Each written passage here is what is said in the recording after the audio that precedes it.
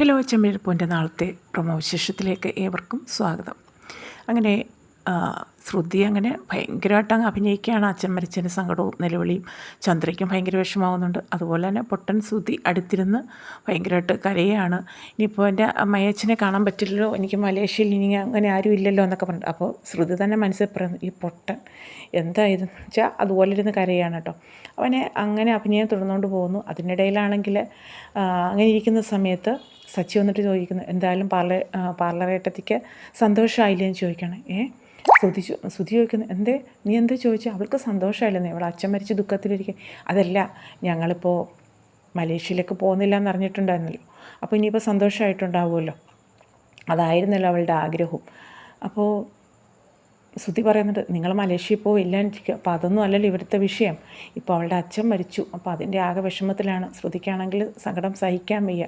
അപ്പോൾ ശ്രുതിനും ചോദിക്കുന്നത്, ഇവൻ എന്താ ഈ പറയുന്നത്? ഇവർ ഏത് സമയത്തും നമ്മളെ കുത്തിനോക്കിൽ മാത്രമേ ഉള്ളൂ, നല്ല കാര്യങ്ങളൊന്നും പറയുന്നില്ലല്ലോ, അങ്ങനെയൊക്കെ പറയുകയാണ് കേട്ടോ. അപ്പം ആ ഒരു സങ്കടവും കള്ളത്തരവും ഒക്കെ കണ്ടിട്ട് മനസ്സിലാവുന്നുണ്ട് സച്ചിക്കും രേവതിക്കും. അപ്പോൾ ഇവർ കള്ളത്തരം എന്തോന്ന് ആ ഒരു ഇളയച്ചൻ്റെ പെരുമാറ്റത്തിലും അതുപോലെ ശ്രുതിയുടെ പെരുമാറ്റത്തിലൊക്കെ പല പല ഭാവവ്യത്യാസങ്ങളും അതുപോലെ പറയുന്ന കള്ളത്തരങ്ങളിൽ ചില പാളിച്ചകളും ഒക്കെ പറ്റിയിട്ടുണ്ട്. അപ്പോൾ അത് സച്ചിക്കും രേവതിക്കും മനസ്സിലാവണം, ഈ പറഞ്ഞതിൽ മൊത്തം കള്ളത്തരമാണെന്നാണ് മനസ്സിലാവുന്നത്. അതുപോലെ ശ്രുതിയാണെങ്കിൽ ആഹാരമൊന്നും കഴിക്കുന്നില്ല, വിഷമിച്ച് മുറിയിൽ തന്നെ ഇരിപ്പാണ്. അപ്പോൾ ശ്രുതിയും ചന്ദ്രയൊക്കെ വന്ന് നിർബന്ധിക്കണം, മോളെ ഇത്തിരി ആഹാരം കഴിക്കാൻ പറയുമ്പോൾ വേണ്ട ആൻറ്റി പോയി കഴിച്ചു, എനിക്ക് വേണ്ട.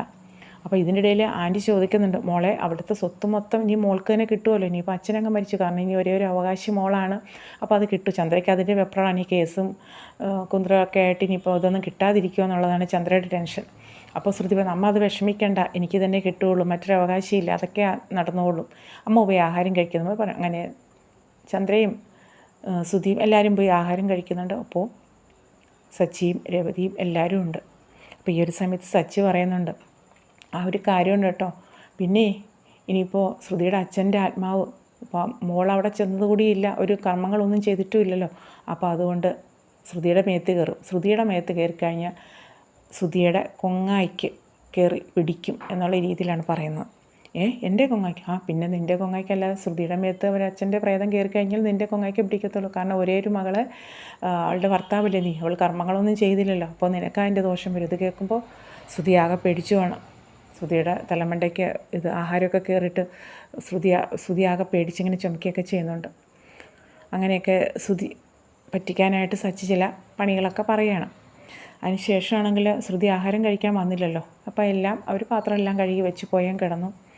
അപ്പോഴേക്കും ഈ ഒരു സംസാരമൊക്കെ ശ്രുതി അവിടെ നിന്ന് പാത്ത് കേൾക്കുന്നുണ്ട്. എല്ലാവരും പോയി കഴിഞ്ഞപ്പോൾ പയ്യെ വരുവാണ് കിച്ചണിലേക്ക് വന്നിട്ട് ചപ്പാത്തിയൊക്കെ ഇരിപ്പുണ്ടായിരുന്നു, അതെടുത്ത് കഴിക്കുന്നതും ചപ്പാത്തി പാത്രം നിലത്ത് വീഴുകയാണ്. പടപടാൻ സൗണ്ട് കേൾക്കുന്നുണ്ട്. ശ്രുതിയും ആകെ പേടിച്ചു പോയി. അപ്പോഴേക്കും ഈ ഒരു സൗണ്ട് കേട്ടിട്ട് രേവതി അടുക്കളയിലേക്ക് വന്ന് നോക്കുമ്പോൾ ശ്രുതി അവിടെ നിന്ന് ചപ്പാത്തി ഇതൊക്കെ എടുത്ത് ഇങ്ങനെ നിരത്തി വെച്ചിട്ട് കഴിക്കുകയാണ്. അപ്പോൾ ഇത്രയും ദുഃഖിതരായിട്ടിരുന്ന ആ ഒരു മകൾ ആ സമയം ആരും കാണാതെ വന്ന് പാത്രത്തിൽ കഴിക്കുന്നത് കാണുമ്പോൾ രേവതിക്ക് മനസ്സിലാവുന്നുണ്ട്, ഇവൾ പറഞ്ഞത് മൊത്തം കള്ളത്തരമാണ്, എല്ലാം ഉഡായിപ്പാണ്. അങ്ങനെ സച്ചിയും രേവതിയും ശ്രുതിയുടെ കള്ളത്തരങ്ങൾ കണ്ടുപിടിക്കാനായിട്ട് ഇറങ്ങിത്തിരിക്കുകയാണ്. അപ്പോൾ അതിൻ്റെ വിശേഷങ്ങളൊക്കെയാണ് ഇനി നമുക്ക് അടുത്ത ആ ഒരു പ്രൊമോയിലൊക്കെ കാണുവാനായിട്ടുള്ളത്. അപ്പോൾ ഉറപ്പായിട്ടും ചാനൽ ഒന്ന് സബ്സ്ക്രൈബ് ചെയ്യുക, സപ്പോർട്ട് ചെയ്യുക. അപ്പോൾ ഉറപ്പായിട്ടും ഇനിയുള്ള എപ്പിസോഡ്സ് ഒന്നും മിസ് ചെയ്യാതെ കാണുക. ഓക്കെ.